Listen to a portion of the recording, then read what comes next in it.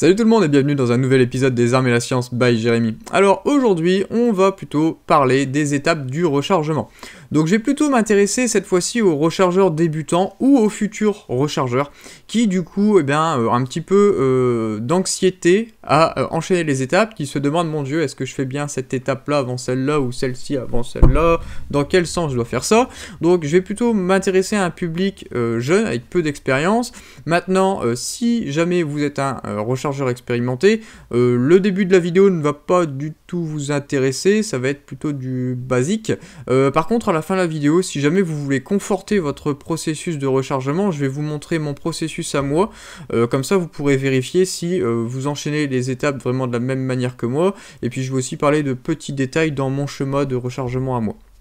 Donc, pour résumer, au début, on va parler du coup des cycles pour débutants, pour commencer, et puis petit à petit, au cours de la vidéo, je vais expliquer les différentes étapes qu'on peut rajouter pour venir améliorer son rechargement, et puis pour du coup gagner en régularité et en précision pour ses munitions. Allez, c'est parti! Alors on est parti, on va faire le cycle vraiment pour débutants avec le strict minimum pour le rechargement. Donc une fois que notre munition a été tirée, eh bien, il nous reste l'étui avec l'amorce qui a été du coup utilisée. Donc qu'est-ce qu'on va faire? On va venir lubrifier cet étui et puis on va venir le passer dans l'outil de recalibrage. Quand vous allez débuter, vous verrez que l'outil de recalibrage a un petit taxe au milieu qui va du coup venir extraire l'amorce déjà utilisée. Donc dans cette étape-là, en fait, vous faites deux étapes en même temps, vous recalibrez et vous enlevez l'amorce. Une fois que vous avez fait ça, en fait, qu'est-ce qui se passe? Votre étui a été du coup rétréci, il a été recalibré pour de nouveau être réutilisable.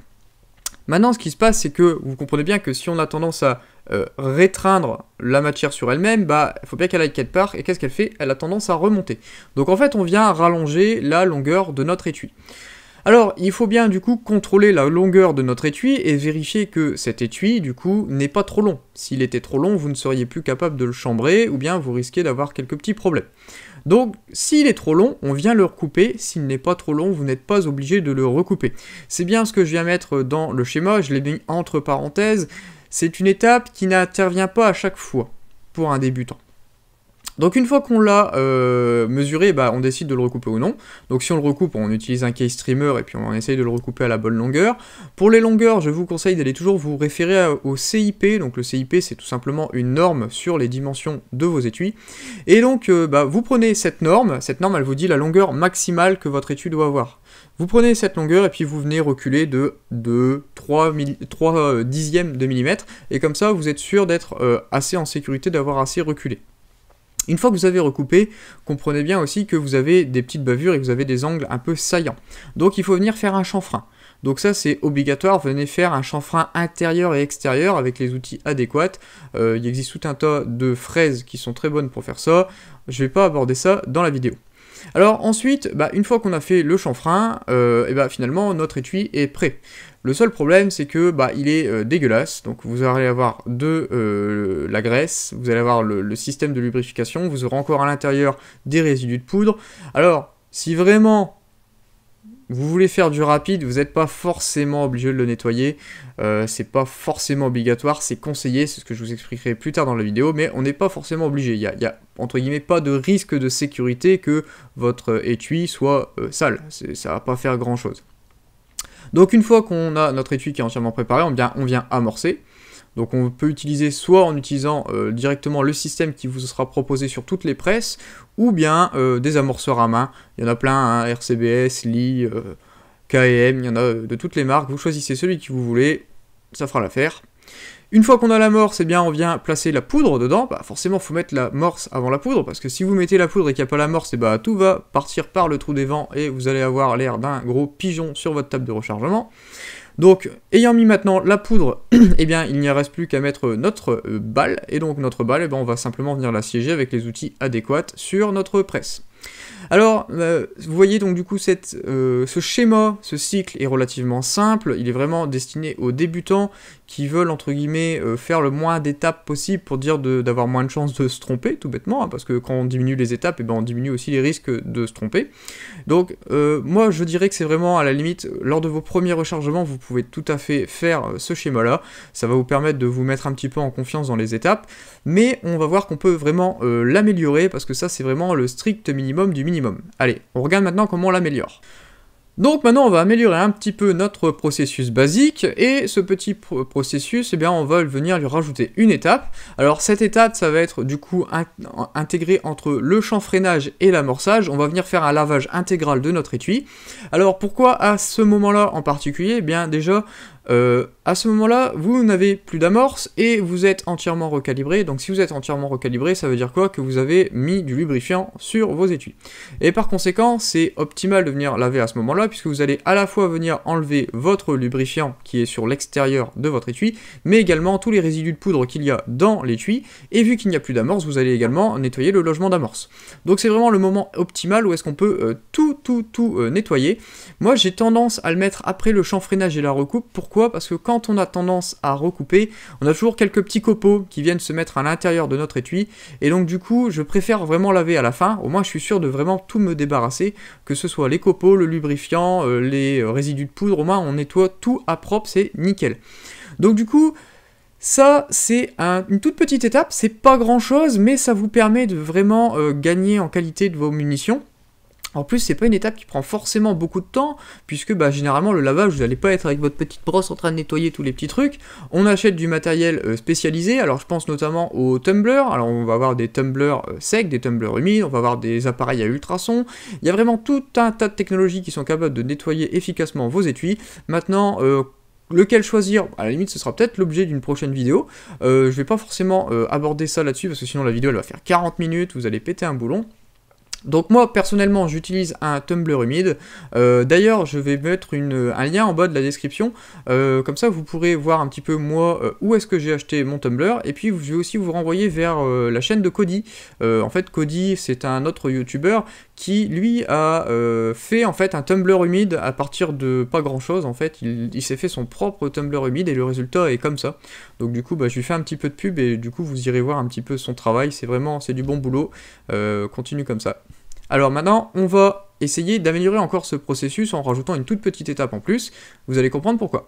Alors maintenant, je rajoute une nouvelle étape. Et cette nouvelle étape, eh bien, vous comprenez que quand on vient passer nos étuis dans le système de recalibrage, notre étui vient d'être tiré, donc il est plein de résidus de poudre autour du collet, il y en a un petit peu partout. Et le problème, c'est que ces résidus de poudre-là, ils vont venir encrasser vos outils lors du recalibrage. Alors, pour beaucoup d'entre vous, c'est pas trop grave. Tout simplement, un coup de temps en temps, on dévisse la tige, et puis on vient passer un petit coup de sopalin, on vient nettoyer l'intérieur pour que ce soit nickel, et c'est reparti. C'est une solution. Moi, personnellement, ça m'emmerde un petit peu de devoir toujours nettoyer mes outils comme ça, c'est un peu chiant. Alors du coup, j'ai eu une différente approche. Cette différente approche, c'est que je me suis dit, tiens, je vais désamorcer mes étuis avant, avec une étape préliminaire. Le fait d'avoir désamorcé avant, ça va me permettre d'avoir du coup mon étui qui va être entièrement disponible à être lavé, donc toutes les surfaces vont être libérées, j'aurai pas l'amorce qui va venir obstruer le logement d'amorce. Et donc je vais faire une étape de lavage avant le recalibrage. Pourquoi? Parce qu'au moins tous les étuis qui vont passer dans mes outils vont être nickel. J'ai pas envie de venir mettre des résidus, de venir mettre entre guillemets un peu de merde dans mes outils. Il faut aussi se dire une chose, c'est que quand on vient faire un rechargement de précision, qu'on utilise par exemple des bushings, dites-vous que vos bushings sont vraiment parfaitement calibrés. Si maintenant, à force de passer des outils un petit peu sales, vous allez du coup venir mettre des résidus sur votre bushing, et ces résidus à force peuvent venir créer des problèmes. Si vous mettez plus de résidus d'un côté que de l'autre, vous allez avoir des problèmes de concentricité, vous allez recalibrer plus d'un côté que de l'autre, vous allez aussi peut-être du coup diminuer un petit peu plus votre diamètre de collet, tout simplement parce qu'il y a un résidu qui va venir diminuer le diamètre de votre bushing, et tout un tas de merde qui peuvent venir vous faire chier. Et donc par conséquent, moi je préfère faire un lavage avant recalibrage. Donc ensuite on continue une fois que le recalibrage a été fait. Alors par contre le recalibrage, du coup vous n'avez plus besoin de faire de désamorçage, il a déjà été fait avant. Donc bon, c'est pas trop mal aussi de faire comme ça. Donc après vous venez recouper, vous venez chanfreiner, et moi je viens refaire un tout petit nettoyage après ça. Alors c'est vraiment un tout petit cycle, tout simplement pour venir enlever la graisse, le lubrifiant qu'on a mis du coup sur notre étui. Alors en utilisant un tumbler humide, bah, c'est très simple, hein, vous claquez vos étuis dedans, vous mettez un tout petit peu de pec citron, vous le laissez tourner 20 minutes juste pour dire d'enlever le lubrifiant, et hop on le sort. En plus de ça, ça prend 2 minutes à tout péter. Allez, 1 minute pour mettre tout dedans et 2 minutes pour tout enlever. Ça prend vraiment pas beaucoup de temps, et au moins on a des étuis clean de chez Clean. Et au final, on gagne aussi en précision en faisant ça, tout simplement parce que du coup, on a des étuis qui vont être plus réguliers, on n'aura pas de résidus à l'intérieur qui vont venir interférer avec notre tir. Ça va être vachement plus optimal que de travailler avec des étuis à moitié propres. Je prends notamment l'exemple de ceux qui ont tendance à du coup avoir une mauvaise habitude. Cette mauvaise habitude, c'est de venir faire le case streaming, faire le chanfreinage, et après venir mettre l'étui droit. Bah, comprenez bien que les petits copeaux que vous avez coupés, il y en a certains qui sont tombés dans l'étui. Et quand vous le mettez droit, bah, qu'est-ce que vous retrouvez? Et bah, vous avez vos petits copeaux et toutes vos petites paillettes qui vont vers le bas. Et par conséquent, elles peuvent venir un petit peu obstruer votre trou d'évent. Et c'est un peu con quand même, si vous venez rectifier vos trous d'évent, bah, de se retrouver à avoir des copeaux qui viennent dans le trou d'évent et qui vont venir du coup bah, vous emmerder pour l'ignition. Vous n'aurez pas des ignitions qui seront très régulières, et par conséquent, bah, en cible, ça va se ressentir. Donc c'est deux petites étapes, deux petits nettoyage de pas grand chose qui vont du coup vous apporter pas mal. Alors je vais aussi en profiter pour répondre à une question. Beaucoup vont me dire mais mon dieu, comment tu fais pour faire un désamorçage sans faire recalibrage? Parce que 85% ou 90% des rechargeurs français ne connaissent que le désamorceur qui est directement monté sur l'outil de recalibrage. Eh bien, il existe tout un tas d'outils qui servent uniquement au désamorçage. Je pense par exemple au désamorceur universel, donc c'est tout simplement un outil avec comme objectif de juste venir désamorcer. Donc il y en a chez RCBS, il y en a chez Lee, il y en a chez plein de marques. Vous tapez désamorceur universel, vous allez en trouver toute une flopée.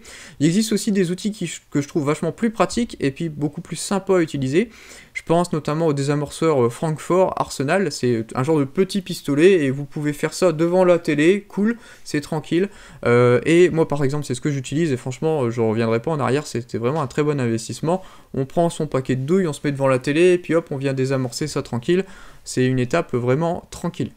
Donc pour aller maintenant encore un petit peu plus loin, vous avez vu dans des vidéos que j'ai déjà faites, si vous ne les avez pas vues, bah, je vous conseille d'aller les voir sur la préparation des étuis, alors que ce soit la rectification des logements d'amorce, des trous d'évent ou bien le tournage de collet, et ben moi je pratique toujours une étape de préparation sur mes étuis. Et du coup, beaucoup d'entre vous m'ont posé la question, mais du coup, où est-ce que je me situe une fois que j'ai fait ça dans mon cycle de rechargement? C'est une bonne question, et donc du coup, je vais en même temps en profiter pour répondre à ça.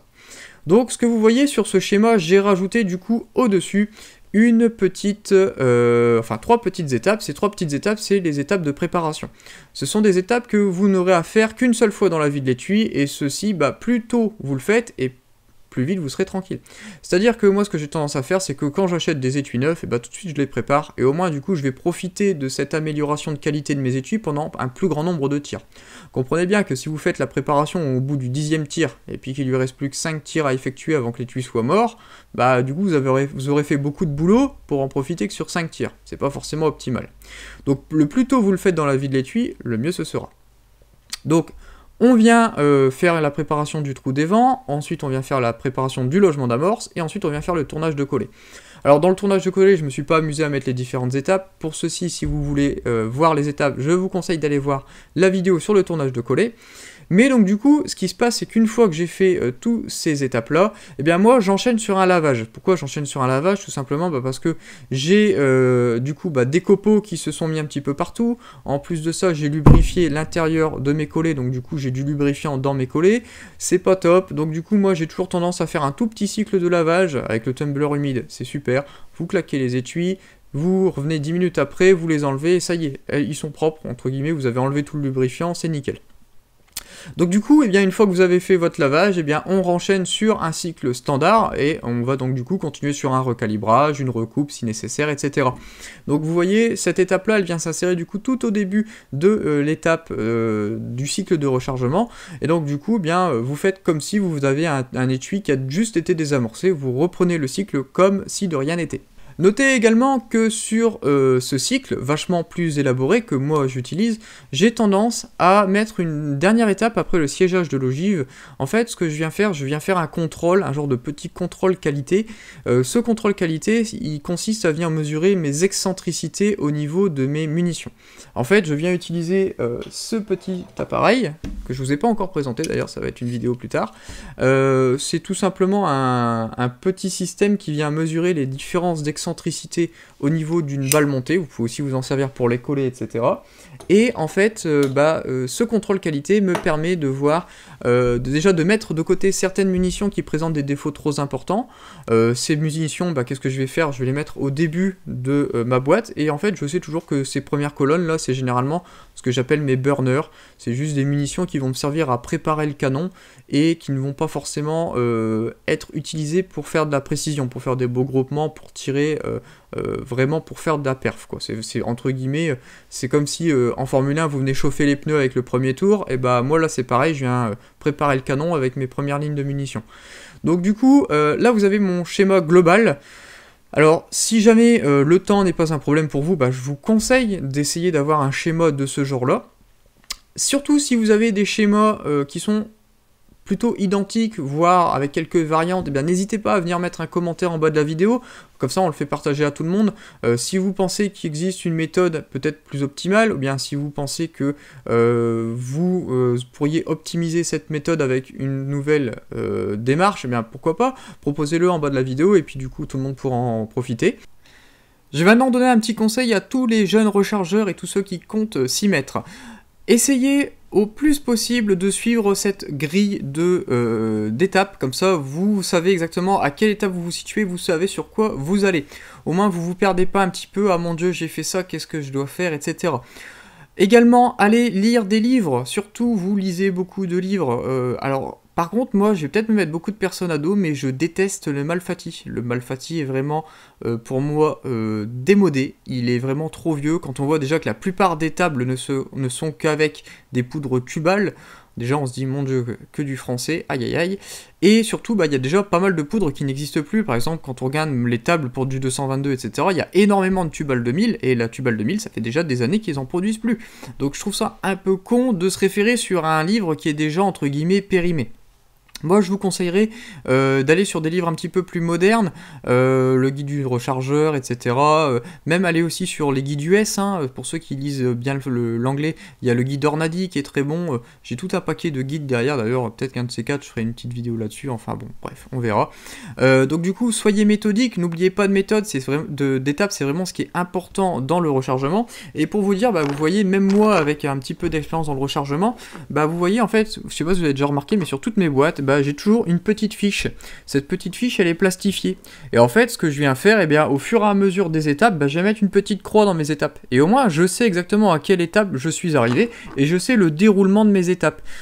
Parce que faut vous dire que, je sais pas si vous voyez, mais là-bas, derrière, dans les placards, il y a des boîtes et des boîtes et des boîtes et des boîtes de munitions, d'étuis qui sont déjà préparés, plus ou moins. Et du coup, si jamais je veux savoir où j'en suis, je vais pas m'amuser à venir recontrôler toutes mes munitions une par une. Comme ça, directement, j'ouvre ma boîte et je sais directement quel calibre c'est, à quelle étape je suis arrivé, et du coup, qu'est-ce qu'il me reste à faire. Donc voilà, à la limite, si jamais ça vous intéresse, je pourrais peut-être possiblement faire un petit fichier, vous l'envoyer et puis vous expliquer un petit peu les démarches pour compléter ça au fur et à mesure. Donc au moins, vous voyez que par exemple, je sais directement que cet étui là, en 300, c'est un étui Norma qui a été désamorcé, nettoyé, recalibré et trimé. Donc là, il est prêt à la prochaine étape. Le chanfreinage est aussi fait. En fait, moi je mets trimé, mais parce que je fais toujours trimer et chanfreiner en même temps. Pour moi, c'est une seule et même étape. Et donc du coup, il est prêt pour la prochaine étape qui est l'amorçage. Donc voilà, c'est vraiment super important de bien savoir où on se situe dans son cycle et pas du coup sauter une étape. Ça peut être dangereux, ou bien vous pouvez perdre en précision alors que cette petite étape-là aurait pu vous apporter quelque chose. Et voilà ce qui conclut cette vidéo. Alors cette vidéo était plutôt orientée vers les débutants ou les futurs rechargeurs. J'espère que ça vous conforte un petit peu dans votre décision pour le rechargement. J'espère aussi que les personnes un peu plus expérimentées sont d'accord avec ma procédure, et puis qu'ils confirmeront que cette méthode est plutôt optimale. Dans tous les cas, on se retrouve bientôt dans une prochaine vidéo.